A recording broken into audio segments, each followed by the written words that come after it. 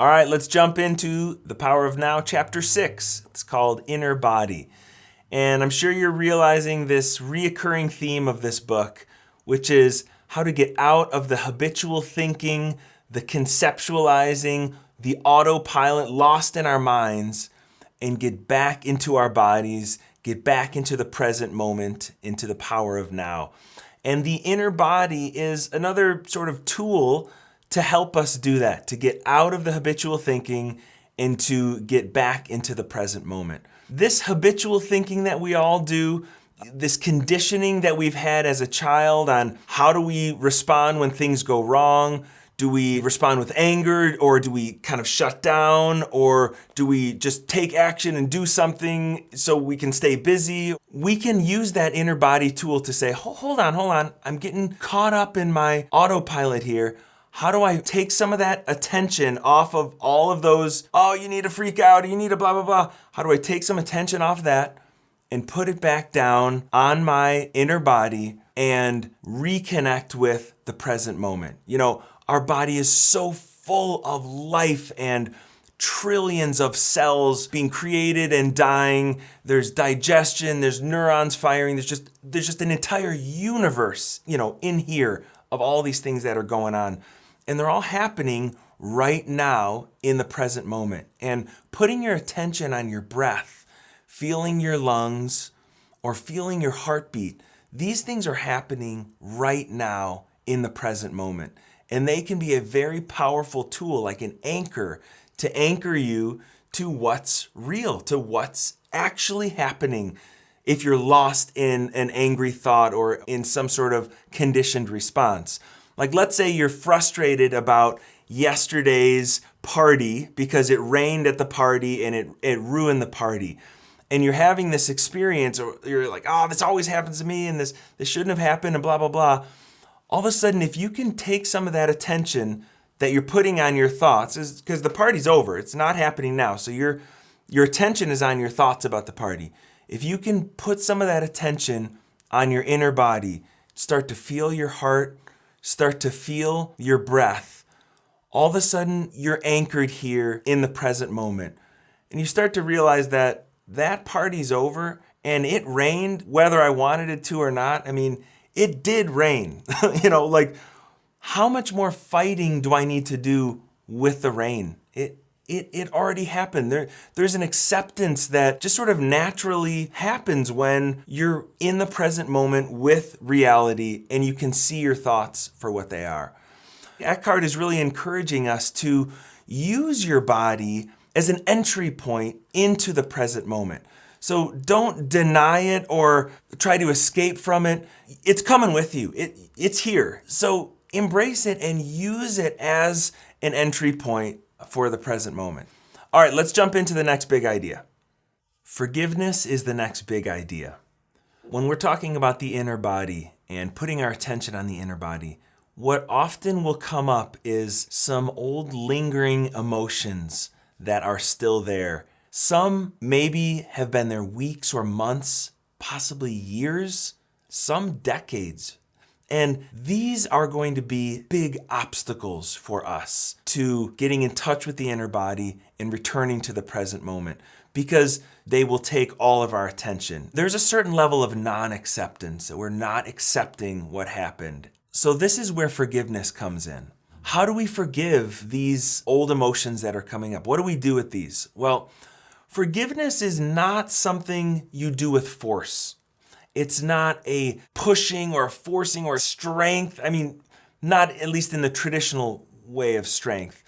You don't say, that person hurt me and they betrayed me, and so I'm trying so hard to forgive them. I just need to push a little harder.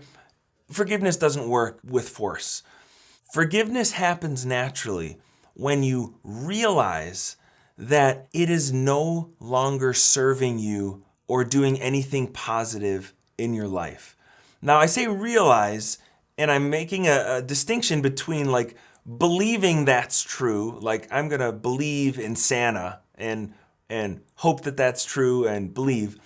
Realize is a knowing, is a deep knowing. And when you realize that holding on to old grievances They don't change anything. They don't fix or rewrite history. They don't punish the other person. All they do is poison us, ourselves. We're the ones that suffer from these grievances and no one else.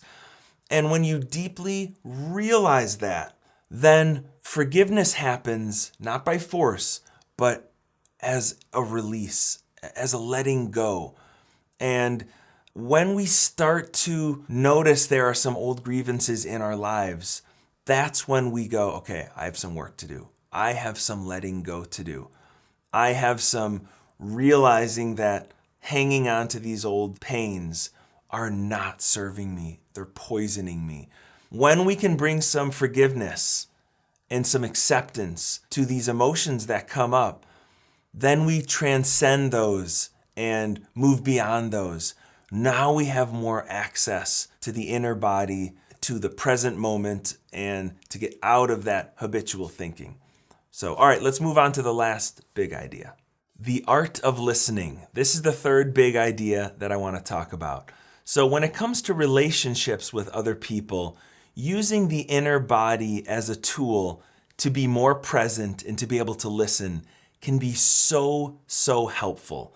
Most of us put more attention on our thoughts and our mind and what we're saying and what we're thinking about than we do what the other person is saying. And that's why communication can be so hard and it feels like we're not hearing each other and we're not connecting.